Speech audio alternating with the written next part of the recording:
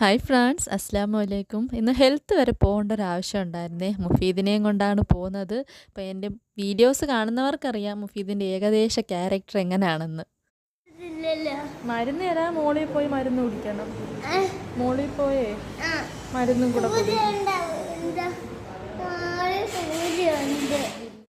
ഹോസ്പിറ്റലിൽ നിന്ന് എഴുതി കാണിച്ചാൽ മതി. പിന്നെ അവനിക്ക് കരച്ചിലും സംശയങ്ങളുമാണ്. അവൻ്റെ സംശയത്തിന് മറുപടി പറഞ്ഞ് ഞാൻ കുഴഞ്ഞപ്പോൾ പിന്നെ അടുത്തിരിക്കുന്ന ഒരു അമ്മുമ്മ വിളിച്ച് പറഞ്ഞു കൊടുക്കുവാണ്, മോനെ സൂചിയൊന്നും വെക്കത്തില്ല, ഡ്രോപ്സ് ഒഴിച്ച് തരത്തതേ ഉള്ളൂ. നീ എവിടാ, ആരെടുത്താ?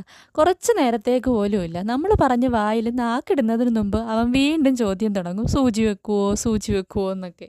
അങ്ങനെ ഡോക്ടറെയൊക്കെ കണ്ട് ഞങ്ങൾ ഡ്രസ്സ് ചെയ്യാൻ വേണ്ടി കയറി കേട്ടോ. ഡ്രസ്സ് ചെയ്യുന്നിടത്തും ഫുള്ള് കരച്ചിൽ തന്നെയായിരുന്നു. സമാധാനിപ്പിച്ച സിസ്റ്റർക്ക് മടുത്തതല്ലാതെ അവനിക്ക് യാതൊരുവിധ മാറ്റവും വന്നില്ല. പിന്നെ നേരെ വാക്സിൻ എടുക്കാൻ വേണ്ടി പോയി. 5 വയസ്സിൻ്റെ വാക്സിനാണ്. അവിടെ ചെന്ന് ഡോക്ടറെയൊക്കെ കണ്ട് എഴുതി.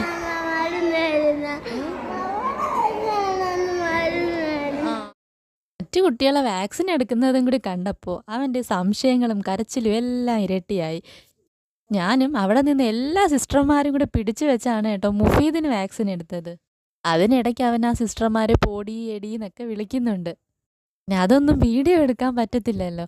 പിന്നെ കൂടുതലും ഞാൻ വീഡിയോസ് എടുക്കാത്തതെന്ന് വെച്ചാൽ പല ആൾക്കാർ വരുന്നില്ല. അപ്പോൾ അവർക്ക് നമ്മൾ പെർമിഷൻ ഇല്ലാതെ വീഡിയോസ് എടുക്കുന്നതും ഇങ്ങനെ ഇടുന്നതും ഒന്നും ഇഷ്ടമല്ലെങ്കിലോ, അതുകൊണ്ടിട്ടാണ് ഞാൻ ഞങ്ങളുടെ മാത്രം ക്ലിപ്സ് എടുക്കുന്നത്. മുഫീദിനാണെങ്കിൽ ഈ കിട്ടുമ്പോഴുള്ള കരച്ചിലും ബഹളവും മാത്രമേ ഉള്ളൂ കേട്ടോ. അത് കഴിഞ്ഞ് വീട്ടിൽ വന്നു കഴിഞ്ഞാൽ ആൾ 10 മടങ്ങ് ശക്തിയോടെ വിളച്ചിൽ കാണിക്കാൻ തുടങ്ങും.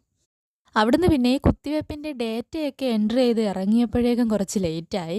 പിന്നെ ഇക്കായും കാത്തു നിന്ന് കുറച്ച് സമയം പോയി. ഏകദേശം 1:30 ആയി തിരിച്ച് വീട്ടിൽ വന്നപ്പോഴേക്കും. അപ്പോൾ ഇന്നത്തെ വീഡിയോസ് ഇത്രയേ ഉള്ളൂ. ഇഷ്ടമാവുകയാണെങ്കിൽ സപ്പോർട്ട് ചെയ്യണേടാ. താങ്ക്